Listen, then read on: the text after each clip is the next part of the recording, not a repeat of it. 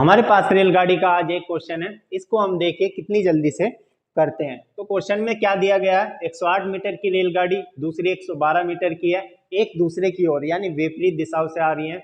उनकी चाल 45 किलोमीटर और 54 किलोमीटर पर आवर है। वो एक दूसरे को कितने समय में पार करेंगी। जैसे मान लेते हैं एक रेलगाड़ी ये है और दूसरी रेलगाड़ी ये है, ठीक है। ये बराबर में समांतर पट्टियों पे आ रही हैं। इसको मान लेते हैं A1, इसको मान लेते हैं A2, ठीक है। विपरीत दिशाओं से आ रही हैं। ये पार कितने समय में करेंगी। जब भी एक ट्रेन दूसरी ट्रेन को पार करेगी तो वो टाइम कितना लेगी, सेकंड में लेगी, सेकंड में। वो आवर्स में टाइम कभी नहीं लेगी। तो मैंने क्या किया है, मैंने इसके लिए एक फॉर्मूला बनाया है, L1 L2 अपॉन T, 18/5 और यहाँ पे S1 और यहाँ पे ये S2 ले लेते हैं, ठीक है। ये प्लस माइनस होगा, अगर विपरीत दिशाओं से आ रही हैं तो चाल जुड़ जाएगी, S1 प्लस S2, ये अपोजिट डायरेक्शन में है, ठीक है। और अगर सेम डायरेक्शन में होगा तो S1 माइनस S2, ये सेम डायरेक्शन में हो जाएगा। देखिए हम इसको सिर्फ वैल्यू पुट करनी है और आंसर कितना जल्दी से आ जाएगा। L1 क्या है, 108 मीटर है, 108। L2 क्या है, 112 मीटर है। टाइम हमें निकालना है, दिया गया, ठीक है, 18/5। S1 कितना है, 45। S2 कितना है, 54। ये 45 ले लेंगे और ये 54 ले लेंगे। ये कितना आएगा, ये 99 आ गया।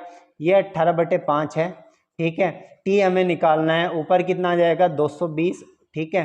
T हमें निकालना है, 11 से काटेंगे 9 बार, 11 से काटेंगे 20 बार कटेगा, 5 से काटेंगे 4 बार कट जाएगा और 9 से इसको काटेंगे 2 बार कट जाएगा। यहाँ पे 4 है और यहाँ पे 2 है, तो 4 दूनी 8 हो जाएगा, यानी T कितना हो जाएगा, 8 सेकेंड।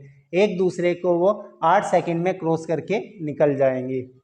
इस वाले फॉर्मूले से क्या होगा, इस वाले फॉर्मूले से हम लंबाई क्या है मीटर में आएगी, टाइम क्या है सेकंड में आएगा, ठीक है, और स्पीड क्या है किलोमीटर पर आवर में आएगी। इस वाले फॉर्मूले से लंबाई निकाली जा सकती है, टाइम निकाला जा सकता है एक दूसरे को पार करने का, क्रॉस करने का, एक दूसरे को, ठीक है। यहाँ पे चाल निकाली जा सकती है, पहली ट्रेन की चाल निकाली जा सकती है, दूसरी ट्रेन की चाल निकाली जा सकती है। एक क्वेश्चन में और आपको इसी टाइप का कराने जा रहा हूं।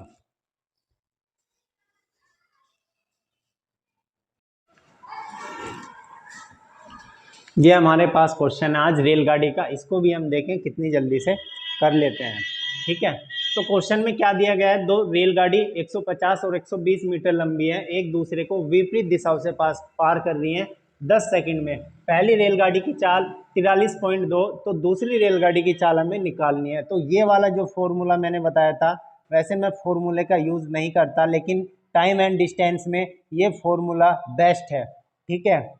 S1 प्लस S2, ये माइनस भी हो सकता है अगर समान दिशा में होगा। सबसे पहले हम L1 ले लेंगे, L1 कितना है, 150 मीटर है, ठीक है। L2 कितना है, 120 मीटर है। टाइम इस बार हमें दिया गया है 10 सेकंड है, ये 18/5 आ जाएगा। S1 कितना है, S1 43.2, 43.2। यहाँ पे प्लस लेंगे, प्लस इसलिए लेंगे क्योंकि वो विपरीत दिशाओं से आ रही हैं, एक दूसरे को उन्होंने 10 सेकंड में पार किया और विपरीत दिशाओं से उन्होंने ऐसे पार किया होगा, ठीक है। एक रेलगाड़ी ये है और एक रेलगाड़ी ये है, एक दूसरे को पार करके निकल गई, टाइम 10 सेकंड में उन्होंने एक दूसरे को पार कर लिया। S2 हमें निकालना है, ठीक है। S2 कैसे निकालेंगे, सबसे पहले इनको सोल्व करेंगे। ये कितना आ जाएगा, 270 और ये नीचे 10, 18/5 हो जाएगा। ये 43.2 और S2 हमें निकालना है। एक जीरो से एक जीरो काटेंगे, 5 से 27, 5 5 5 25 और ये 4 हो जाएगा, 18 से 18 पंजे, ये कितना हो जाएगा, 97.2 और ये कितना है, 43.2 प्लस S2, ठीक है। यहाँ से S2 की जो वैल्यू होगी 43, ये 97.2 में से 43.2 माइनस करेंगे तो कितना हो जाएगा, 54 किलोमीटर पर आवर। यानी दूसरी रेलगाड़ी की जो चाल होगी, दूसरी रेलगाड़ी की जो चाल होगी वो कितनी हो जाएगी, 54 kilometre per hour. 54 kilometre per hour दूसरी रेलगाड़ी की हमारी चाल हो जाएगी। चलिए एक क्वेश्चन और देख लेते हैं इसी टाइप पे। आज हमारे पास रेलगाड़ी का एक क्वेश्चन है, देखिए इसको जल्दी से हम कैसे करते हैं, ठीक है, तो सबसे पहले हम क्या करेंगे, देखेंगे 162 मीटर लंबा प्लेटफॉर्म है, 18 सेकंड में पार किया रेलगाड़ी ने। 120 मीटर लंबा पुल है, उसको 15 सेकंड में पार किया। ठीक है, ये मान लेते हैं प्लेटफॉर्म रहा होगा, ये 162 मीटर का है। ठीक है, ये ब्रिज रहा होगा, ये 150 मीटर का है, सॉरी 120 मीटर का है। ठीक है, इसको 18 सेकंड में पार किया रेलगाड़ी ने और इसको 15 सेकंड में पार किया।